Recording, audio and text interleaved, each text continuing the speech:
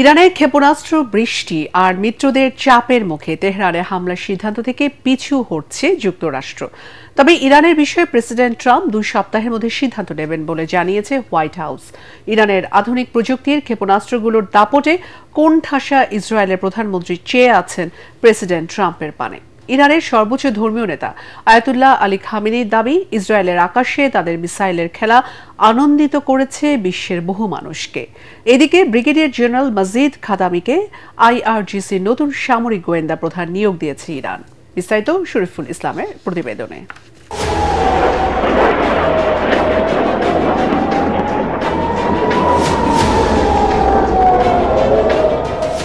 ইরানের সর্বাধুনিক প্রযুক্তির মিসাইল ইসরায়েলের আকাশে চমক দেখানোর পর ধূলিসাৎ হয়েছে নেতানিয়াহু প্রশাসনের দম্ভ, ভাবনায় ফেলেছে তাদের মিত্র আমেরিকাকেও। ইরানের হাইপারসনিক মিসাইলে তাক লাগানো সক্ষমতা দেখানোর পর অনেকটা গর্তে লুকিয়েছে ইসরায়েলি বাহিনী। অপ্রতিরোধ্য ইরানকে মোকাবেলায় এখন বন্ধু আমেরিকার দিকে চেয়ে আছে ইসরায়েল। ইরানের ধর্মীয় নেতা আয়াতুল্লাহ আলী খামেনির দাবি, তেল আবিব ও হাইফার আকাশে তাদের আধুনিক প্রযুক্তির ক্ষেপণাস্ত্রগুলোর বাহাদুরি আনন্দের দোলা দিয়েছে মানুষের মনে। দখলদার ইসরায়েলকে নিশ্চিহ্ন করতে আগামীতে আরও চমক দেখানোর প্রতিশ্রুতি দিয়েছেন মুসলিম বিশ্বের দুঃসাহসী এই নেতা।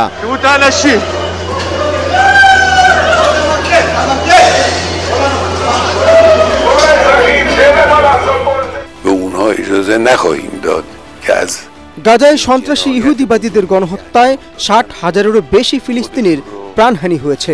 এবার জায়নবাদীদের উপর ইরানের হামলায় মানুষের উল্লাস দেখছে বিশ্ব। ইসরায়েলে ইরানের সফল অভিযান আর তেহরানে যুক্তরাষ্ট্রের হামলার অনুমোদনে মিত্রদের চাপের মুখে পড়েছেন মার্কিন প্রেসিডেন্ট ডোনাল্ড ট্রাম্প।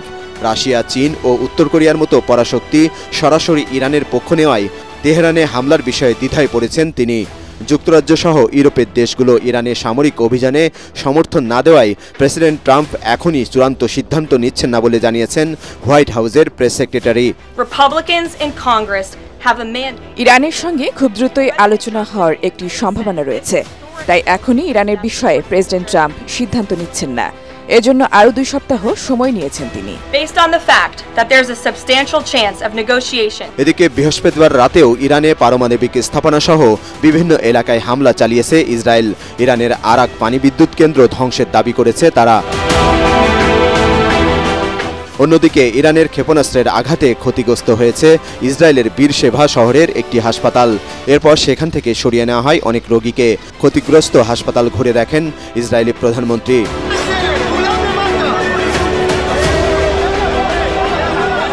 ইরানের হামলার পর তেল আবিব জুড়ে একের পর এক বের হয়ে আসছে ধ্বংসযজ্ঞের চিহ্ন। ইরানের শক্তিশালী ক্ষেপণাস্ত্র মাটির সঙ্গে মিশিয়ে দিয়েছে ইসরায়েলের গুরুত্বপূর্ণ অনেক স্থাপনা।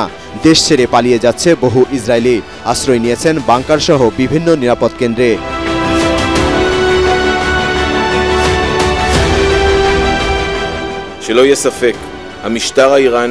আমাদের বিমানগুলো ইরানের পারমাণবিক অস্ত্র কর্মসূচির লক্ষ্যবস্তুতে আঘাত হানছে, কিন্তু ইরান ইসরায়েলের হাসপাতালে আক্রমণ করছে, যা কাম্য নয়। শেষ পর্যন্ত যুক্তরাষ্ট্র যদি ইরানে হামলা চালায়, তাহলে মধ্যপ্রাচ্যে মার্কিন ঘাঁটিগুলোতেও হামলা শুরু করবে ইরান। যুক্তরাষ্ট্র ও ইরানের মধ্যে যুদ্ধ বাঁধলে তেহরান শেষ পর্যন্ত টিকতে না পারলেও লড়াইটা সহজ হবে না ওয়াশিংটনের জন্যও। শরীফুল ইসলাম, এটিএন বাংলা। টানা 7মবারের মতো বেস্ট টিস্যু পেপার ব্র্যান্ড হিসেবে স্বীকৃতি পেয়েছে বসুন্ধরা টিস্যু। ইরান ইসরায়েল যুদ্ধের প্রভাব নিয়ে সতর্ক করলেন বাংলাদেশের ব্যবসায়ী ও অর্থনীতিবিদরা। তারা বলছেন, চলমান এই যুদ্ধ দীর্ঘমেয়াদী হলে সংকট বাড়বে মধ্যপ্রাচ্য জুড়ে, ফলে প্রভাব পড়বে দেশের জ্বালানি খাত, আমদানি রপ্তানি বাণিজ্য ও রেমিটেন্সে। এরই মধ্যে আন্তর্জাতিক বাজারে জ্বালানি তেলের দাম বেড়েছে প্রায় 10%। সংকট কাটাতে এখনই দীর্ঘমেয়াদী পরিকল্পনার তাগিদ বিশেষজ্ঞদের। তরিক ইসলামের রিপোর্ট। পরমাণু ইস্যুতে 1 সপ্তাহেরও বেশি সময় ধরে পাল্টাপাল্টি হামলা চালাচ্ছে ইরান ইসরায়েল। বাংলাদেশ থেকে 3700 কিলোমিটার দূরে পারস্য সাগর তীরের দেশ ইরানের সাথে ইহুদিদের এই সংঘাত উত্তেজনা ছড়াচ্ছে মুসলিম দেশসহ সারা বিশ্বে। এ যুদ্ধের পক্ষে বিপক্ষে অবস্থান নিয়েছে বিভিন্ন দেশ, যাতে আশঙ্কা বাড়াচ্ছে দীর্ঘস্থায়ী লড়াইয়ের। মধ্যপ্রাচ্যের এই সংকটের প্রভাব পড়েছে বাংলাদেশের অর্থনীতিতেও। এরই মধ্যে আন্তর্জাতিক বাজারে জ্বালানি তেলের দাম বেড়েছে প্রায় 10%। জ্বালানি বাণিজ্যের আন্তর্জাতিক রুট হরমুজ প্রণালী বন্ধ হলে এই সংকট আরও গভীর হবে। বাংলাদেশের জ্বালানি চাহিদার 80% ও বিশ্ব বাণিজ্যের 20%ই পরিবাহিত হয় এ পথে। ইরান ইসরায়েল যুদ্ধ দীর্ঘায়িত হলে জ্বালানি তেলের দাম আরও বাড়ার আশঙ্কা এই অর্থনীতিবিদের। তেলের দাম তো অলরেডি বেড়েছে এবং অনেকে আশঙ্কা করছেন যে এটা $100 ব্রেন্ট চলে যেতে পারে। তাহলে তো বাংলাদেশের আমদানি ব্যয় অনেক বাড়বে, এবং কেবলমাত্র তেলের আমদানি ব্যয় না, যেহেতু তেলকে ধরা হলো একটা কমোডিটি প্রাইসের ব্যারোমিটার হিসাবে, রেফারেন্স পয়েন্ট হিসাবে, সুতরাং সেটারও দাম, সেগুলোরও দাম বাড়বে এবং আমাদের আমদানি খরচ বাড়বে, এবং সেটা আমাদের রিজার্ভের উপরে, আমাদের এক্সচেঞ্জ রেটের উপরে বিরূপ প্রভাব ফেলতে পারে। সুতরাং একটা অশনি সংকেত কিন্তু এখানে। জ্বালানি সংকট মোকাবেলা এবং উৎপাদন ধরে রাখতে এখনই দীর্ঘমেয়াদী পরিকল্পনা নেওয়ার পরামর্শ ব্যবসায়ী নেতাদের। বাংলাদেশের সবচেয়ে বড় শিল্প, রপ্তানিমুখী শিল্প হলো পোশাক শিল্প। তো এফেক্টেড তারাই হয় যারা বড়। ঝড় আসলে তো বড় গাছের উপর দিয়ে প্রথমে যাবে। সো আমরা এফেক্টেড হওয়ার এভরি পসিবিলিটি আছে, বাট আমরা আশা করব যে গভর্নমেন্ট স্মার্ট প্ল্যানিং করবেন in terms of importation of LNG. আমি সরকারের কাছে অনুরোধ জানাবো আগামী 6 মাস যেন আমাদের এই গ্যাস, বিদ্যুৎ এবং ডিজেল এগুলি যদি ওনারা এলপিজি আমদানি করে এই শিল্পকে সাপোর্ট দেওয়ার জন্য ব্যবস্থা করে রাখে। প্রায় 75 লাখ প্রবাসী বাংলাদেশি রয়েছে মধ্যপ্রাচ্যের দেশগুলোতে। আঞ্চলিকের সংঘাত স্থায়ী হলে রেমিটেন্স ও কর্মসংস্থানেও প্রভাব পড়ার কথা জানান বিশেষজ্ঞরা। তরিক ইসলাম, এটিএন বাংলা, ঢাকা। গত 10 মাসে দেশ পরিচালনায় অন্তর্বর্তী সরকার জনগণকে পদে পদে হতাশ করেছে, এমন অভিযোগ করেছেন বিএনপি চেয়ারপারসনের উপদেষ্টা সৈয়দ মোয়াজ্জেম হোসেন আলাল। জাতীয় প্রেস ক্লাবের সামনে অবস্থান কর্মসূচিতে তিনি বলেন, সরকার যা খুশি করবে তা মেনে নেওয়া হবে না। প্রশাসন থেকে শুরু করে সবখানে ফ্যাসিবাদের দোসররা এখনো বহাল তবিয়তে বসে আছে বলে অভিযোগ করেন আলাল। তার দাবি, জনগণ একটি সুষ্ঠু ও নিরপেক্ষ জাতীয় নির্বাচনের মাধ্যমে তাদের প্রতিনিধি বেছে নিতে মুখিয়ে আছে। প্রধান উপদেষ্টা মহোদয়কে বলবো, আপনাকে সহায়তা করতে বিএনপি অঙ্গীকারাবদ্ধ। তার অর্থ এই নয় যা খুশি তাই করবেন, সবকিছু আমরা সমর্থন দিয়ে যাব। একটা নির্দিষ্ট সময়ের মধ্যে প্রশাসনের বিভিন্ন স্তর থেকে ফ্যাসিবাদের দোসর এই জঞ্জালদের যদি পরিষ্কার না করেন, সব জায়গায় ঘাপটি মেরে লুকিয়ে থাকা এই ফ্যাসিবাদের দোসরদের তালিকা প্রকাশ করে দেব। সুতরাং সাবধান হয়ে যান। জুলাই বিপ্লব পালনের সঙ্গে সঙ্গে যদি এই দাবি পূরণ না হয়, এরপরে আমরা সত্যিকার অর্থেই সেই তালিকা প্রকাশ করে দেব।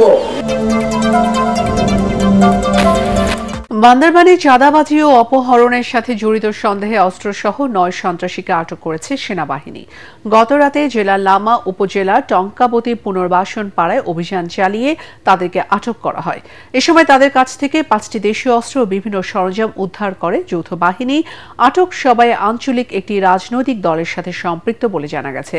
এরা সবাই প্রেমরঞ্জন চাকমা ও জ্বলন্ত চাকমা হত্যা মামলার আসামি।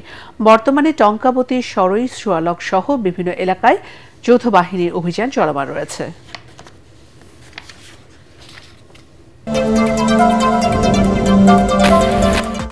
পার্বত্য চট্টগ্রাম চুক্তি বাস্তবায়নের রূপরেখা দিতে সরকারের প্রতি আহ্বান জানিয়েছেন টিআইবি নির্বাহী পরিচালক ডক্টর ইফতেখারুজ্জামান। চ্যালেঞ্জ থাকলেও জুলাই বিপ্লবের পর বৈষম্যহীন বাংলাদেশ গড়ার লক্ষ্য বাস্তবে রূপ দিতে সরকারকে উদ্যোগী হওয়ার তাগিদ দেন তিনি। ধানমন্ডিতে উইমেন্স ভলেন্টারি অ্যাসোসিয়েশন মিলনায়তনে আদিবাসী ফোরাম আয়োজিত আলোচনায় সংগঠনটির নেতারা বলেন, পার্বত্য চট্টগ্রাম জনসংহতি সমিতির সঙ্গে দ্রুত আলোচনা করে শান্তি চুক্তি বাস্তবায়ন করতে হবে। সরকার তো সরকার পিছনে যে শক্তি, সেই পাওয়ারের মধ্যে যারা সবচেয়ে বেশি ক্ষমতাবান, সবচেয়ে শক্তিশালী, তাদের কাছে আদিবাসী শব্দটা, আদিবাসী অধিকারটা কতটুকু গ্রহণযোগ্য সেটা নিয়ে প্রশ্ন আছে। অন্তর্বর্তীকালীন সরকারের কাছ থেকে আমি এখনো আশা করতে চাই তারা কিছু করবেন। পার্বত্য চুক্তি বাস্তবায়নের পথরেখা বা অন্ততপক্ষে কিছু কিছু মৌলিক ক্ষেত্রগুলোতে